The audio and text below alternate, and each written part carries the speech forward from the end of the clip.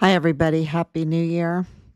This is day 1,621 days since Richard was premeditatedly murdered on Fort Bliss. Um, they wanted to silence him. They wanted to discredit him. It didn't work. He had too stellar of a character, and so they had to silence him for whistleblowing that would expose a huge criminal, the El Paso cartel in conjunction with the Mexican cartel and beyond that, because this is a trafficking organization and that trafficking, um, ships out and they were exploiting our goodwill as Americans, um, and our system. They were absolutely exploiting our system. So there's no doubt in my mind at this point, and I just want to say thank you so much to all of. Thank you, Anicia. Happy New Year, uh, 2025. Wow, we're looking forward to it. Um, and we just really want to say thank you to all of Team Justice for Richard Halliday, because we're getting more and more information and more people are doing investigative work, because it's all starting to fit together. And also because 2025 is bringing in the real law, right? It's bringing in the real law. It's bringing in MAGA. Make America great again. Okay. Make America great again. We all want America to be great if we truly love our country and are patriotic. And so that's why MAGA was so big, right? And of course, the borders are is coming, and so what that will do is, of course, everyone's talking about the deportations, and Mexico is all, um, you know, ruffled. Their feathers are ruffled because of trying to handle the deportations and everything. But the thing is you just need some key deportations that will really spur an investigation that will expose all of this, right? So, of course, if you're in the country illegally, you can't break the law. You can't break the law. No one's above the law. We've been told no one's above the law. And if you've murdered somebody, then you're not above the law. You need to be held accountable for that. And in Texas, for premeditated murder of a soldier, of a whistleblower, you're really facing the death penalty, especially with all this cover up, especially using military equipment, military facility. Richard was murdered on Fort Bliss. To do this is then treasonous. Um, Especially since he was whistleblowing on the trafficking that causes a national security risk. And they silenced him. They wanted to silence him. So um, this, is all pointing to the death penalty for those that have committed this crime. And to be honest with you, can I say that I'm looking forward to it? I think I can. I'm looking forward to it. And for the first time in my life, I actually want to see it. I want to see it for myself. Those that did this to my son. And because it's so bad, y'all. It's so bad. The information coming in is, we have hundreds of thousands of children that are unaccompanied that were processed through Fort Bliss and that are now mostly dead.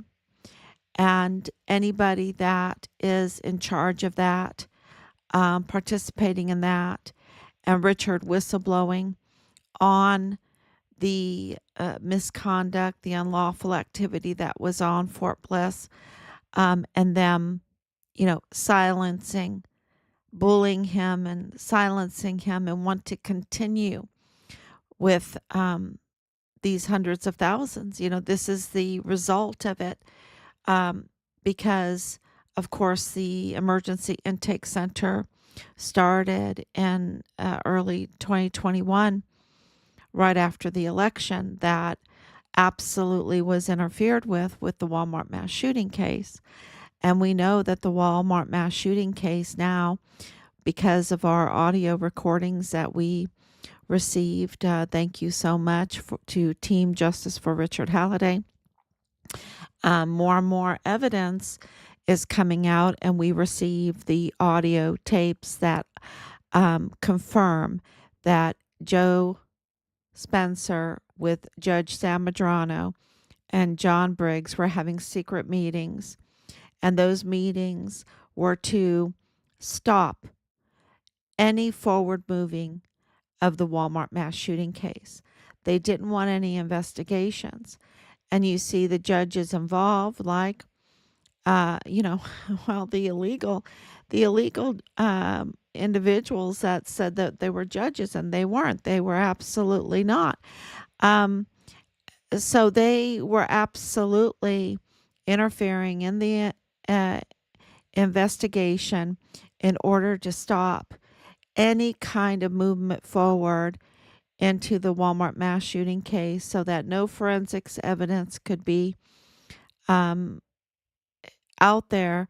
You know how Judge Madrano paraded Patrick Crucius around in front of the media? That's what they wanted. They wanted to intimidate Patrick Crucius, exert their power over him, parade him around, because, he's mentally handicapped. He is, a special needs individual. He was in special education, and he was not doing well in special education because he is a special needs individual in special education. So I just feel like they were trying to intimidate him, because if he ever understood that all he has to do is tell what happened at the Walmart mass shooting, and beforehand and afterwards, it would all, it would really unravel. I don't, it all depends on this media. This media with Bob Moore, we see, is also interfering so that Richard's case and anything to do with the Walmart case does not move forward, because the Walmart case was orchestrated, in my opinion. In our opinion, it was totally orchestrated to cover up the audits and the investigations going on Fort Bliss, and also with the contractors, the civilian world, that were connected together in order to, in order for the criminal trafficking. And the Walmart mass shooting case diverted the law enforcement community to, this bloody case, this bloody mass murder. And, it is, there's so many connections with, like David Johnson and Mendez, a lot of connections there. And that connects absolutely to Richard's case. And then, of course, we have 3905 Bliss Avenue that connects the Walmart case to Richard's case, Danae Katzen with Jonathan Embreeze, which also connects the criminal trafficking activity to Richard's unit. So, yes, and we know from talking to Richard that, he absolutely knew it was very, very bad going on, and he wanted to get out of that unit. He requested a transfer just out of that unit because the Delta Battery 143 were absolutely engaged in misconduct. We know that for a fact from speaking to Richard. And it was so disillusional that he absolutely just wanted to get out of the military. And this is a distinguished honor graduate, a two-time distinguished honor graduate for his cycles and basic training in AIT, and a guidon bearer. And you see him in his early photos where he's very excited and aspiring, and an aspiring criminal. He wanted to be an agent in the CID, the Criminal Investigative Division of the military, because he was all about keeping the law. And so, because of his interest, and we know for a fact as his family that he had years and years and years of interest in investigating crime. And so he absolutely, and we know for a fact that he was a whistleblower. And we know that it was criminal trafficking. We know that it was fraud. We know that it was exposing the El Paso cartel with the Mexican cartel with the higher leaders at Fort Bliss. Very obvious. All our evidence absolutely corroborates that over and over and over again. If it looks like a duck and acts like a duck and walks like a duck, waddles like a duck, swims like a duck, it's a duck. Okay, it's a duck. And Michael Xavier Garrett, and, if I just ask, do you know who Karen Chavez Garrett is? Do you know who Karen Chavez Garrett is? And people are freaking out. It really is very, very clear. And the accusations start flying right away. The accusations, negative accusations on misconduct start flying right away. This is absolutely corroborates our evidence then, right? The reaction corroborates our evidence. So her and her husband, Thomas Troy Garrett, the Garrett family, Richard's general, four-star general, Michael Xavier Garrett, are absolutely have a lot of, they need to be investigated, and they have a lot of questions that they have to answer to, because, how could he allow what happened to Vanessa Guillen? Okay. How could he allow what happened to the other soldiers that one was even found dead, right? Morales was even found dead looking for Vanessa Guillen. How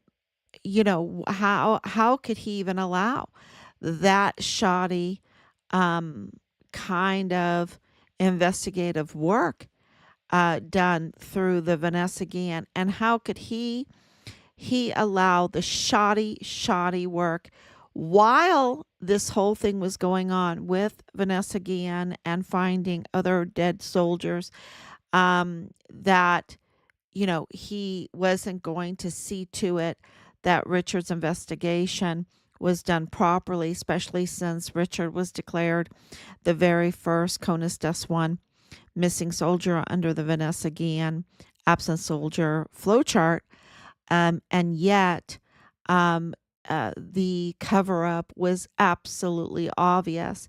And so, everything they said is shot to hell. Their narrative is shot to hell. And we're right. We're right. The Richard was whistleblowing. The Walmart mass shooting was used to divert from the investigations going on because of his whistleblowing. Maybe not only his whistleblowing, but because of his whistleblowing, and they absolutely targeted him and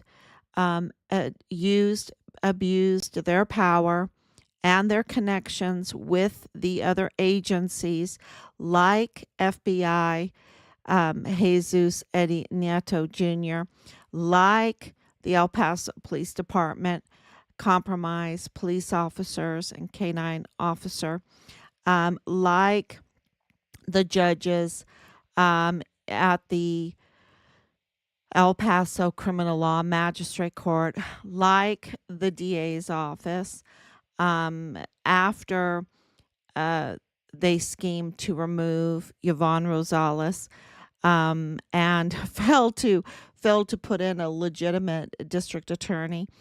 And they just bled assistant district attorney. They bled an office. Right now, it is so shorthanded. It's so, this is a border city. This is known for, the epicenter for criminal trafficking, and the DA's office can't find attorneys. Give me a break. So so today we got information that James Montoya was sworn in as the district attorney for the 34th Judicial District by listen to this, by the federal judge of the Walmart mass shooting case. Okay, the federal case, Judge Guadarrama, he is the one that swore James Montoya in. And, it's going to be interesting. Maybe they're, well, I have a lot of, we had a lot of discussion about this information that was coming to us. And so we'll see very interesting developments when it comes to El Paso. But the fact continues that the higher leadership over Richard, like Michael Garrett, and his family, targeted Richard and used the connections there in El Paso. And I'm the medical examiner, the judges, that not all the judges, but the judges that were part of Richard's cases, because he was a whistleblower first, and also in the Walmart mass shooting case, because if I talk about his cases, it's the Walmart mass shooting, it's the whistleblowing, the Walmart mass shooting case, and his murder case, right? And all the bullying and all of the abusing the power and using the tools in the military to retaliate against a whistleblower, which is so illegal and unethical and just absolutely heartbreaking, right? Heartbreaking for our country. And of course, I'm thinking of all the different agencies that were at the meeting, giving tampered with evidence to Interpol.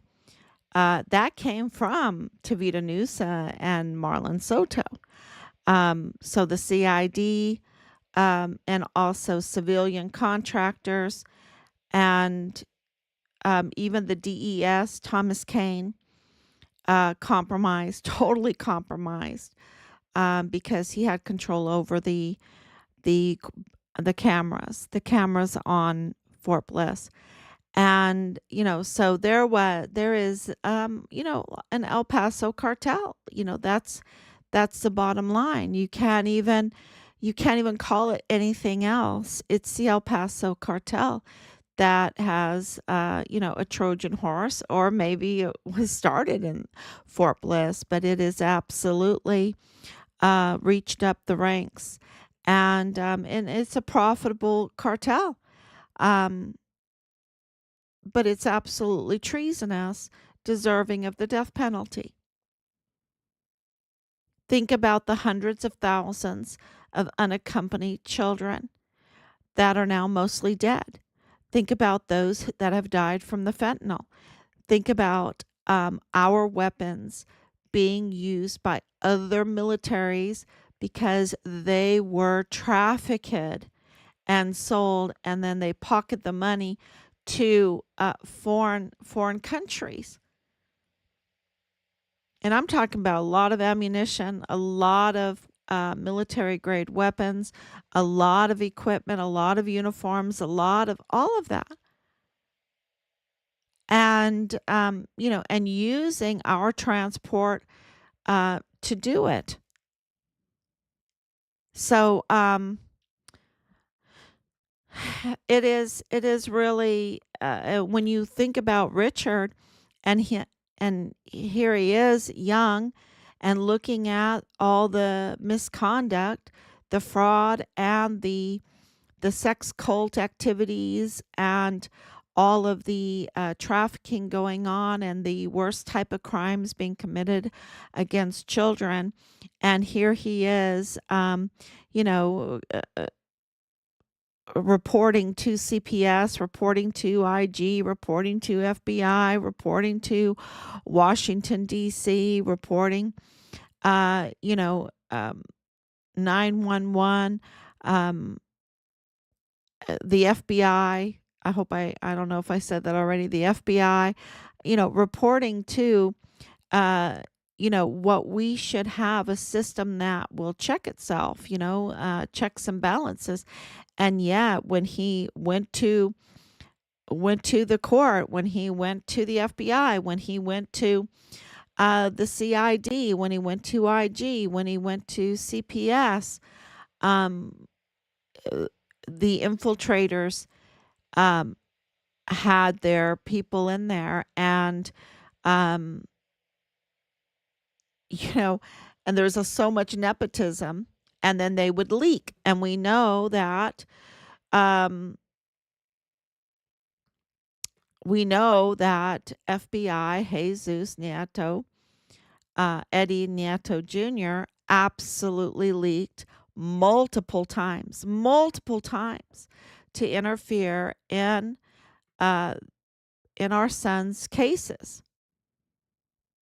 And his wife, he has military history there at Fort Bliss. He has um, history at his time at El Paso Police Department. His wife, Cynthia Hernandez, connected to Teresa Hernandez. You know, is that connected to Sota Hernandez? But it's like it, Cynthia works in the intelligence. The last time that we confirmed it, she worked in intelligence on Fort Bliss. And so there's a lot of nepotism, there's a lot of crossover, there's a lot of evil going on because of the leaks, and the leaks going to Leilani Hart and the Hart family. And don't forget that Dallas Wayne Hart, Richard's platoon leader, that is the prime suspect of the prime suspects, absolutely looking at the death penalty. For what we know, um, well, his father works at IDS Pueblo, right there at the Veterans Administration Hospital, Veterans Administration, there on Fort Bliss. And we all know that the VA there is has some major problems, right? And so, yeah, and that has he has some really connections to accessing files, and also he has a purse, right? He has a purse of benefits for disability for veterans. And so, people, he can control people. If he wanted to, he could control people with his purse of benefits. And so that, and then along with Leilani Hart and her connections with DES Thomas Kane, with her connections with different hotels, with her connection with CID agent Tavita Nusa, and bragging that she had access to the CID, that she can control it, that she was receiving these leaks, and then being in the meeting with Marlon Soto, confronted. I myself confronted him about leaks, and he covering it up in front of 15 plus agencies, including the FBI, that knew all along that Richard was a whistleblower, knew all along that they that Nieto was leaking to Leilani Hart and Tavita Nusa of the Fort Bliss CID and Marlon Soto, and interfering in our son's investigation to stop it going forward. Does that, sound familiar? Stop it from going forward. And that's what they did to, and are doing still, to the Walmart mass shooting, stopping it from going forward. And knowing all of these audios, all of the corruption in the Walmart mass shooting, and how Judge Madrano, how Joe Spencer lied to Judge Guadarrama. And now Judge Guadarrama is swearing in James Montoya as the new district attorney. And we know that Judge Sam Madrano, allowed Jaime Esparza, who is the attorney general, I guess he's done, I guess he's out of there, attorney general of the Western District of Texas, how he allowed him, when he was a district attorney, to stay on the case, even though his sister was part of the Walmart mass shooting. It was personal to him. He had that huge conflict of interest. And yet Joe Spencer and Sam Madrano with John Briggs, allowed Jaime Esparza to stay on the case, delaying and interfering with the Walmart case. So the evidence, the hard evidence that we have, corroborate everything that I just said. It's not like I'm taking it out of a hat or pulling it out of a cloud. Um, you know, just imagining things. This is all corroborated by hard evidence, and even the conflict of interest that Angela Kachurga has with FBI, Jesus Nieto, and don't forget his wife, Cynthia Hernandez, with the purchase of the house. Absolutely conflict of interest, and it stinks of a bribe. Okay, I'm just telling you, it's stinky. It's stinky, and when you see something like that, it stinks of a bribe, because we also know that Angela Kachurga confronted me, and absolutely indicated she did not want Team Find Richard Halliday, Team Justice for Richard Halliday, to have any kind of help. Okay, was very concerned if we had any kind of help. That's not normal, and and then attacked us through the false publication, through fake news with Bob Moore. And we know that her husband, Corchando, I think his last name is. There's a couple of them I get confused on, but no problem. I can look it up real quick. But I do know that he works for Dallas Morning News. I know his first name is Alfred, and he, they have a relationship with the Hart family. And he interviewed Texas Hart. And then, of course, Bob Moore used Leilani Hart. And now they, used Dallas Hart. So, and of course, with Angela Kachurga working in media at UTEP with Bob Moore's wife, um, you know, it's just the conflicts of interest keep piling up, and it makes sense when you put it all together on an investigative board, which we have documented all around me in this room. It makes perfect sense that they were part of the criminal group, and I would even go as far as to say they're very suspicious and belonging to with Veronica Escobar, with Mario Raskin Ortiz, the illegal medical examiner, of course, with the chief of police for the El Paso ISD, that they're part of the El Paso cartel with the Mexican cartel, with some other foreign countries. So yeah, it's getting clearer and clearer, and so um, Team Justice for Richard Halliday. I think it has sparked a lot of interest, and we're getting then feedback of theories, what they think happened. And, we did get information that Richard's remains were found on Fort Bliss as well as in Mexico. And, you know, um, that excavation, put Richard in uniform,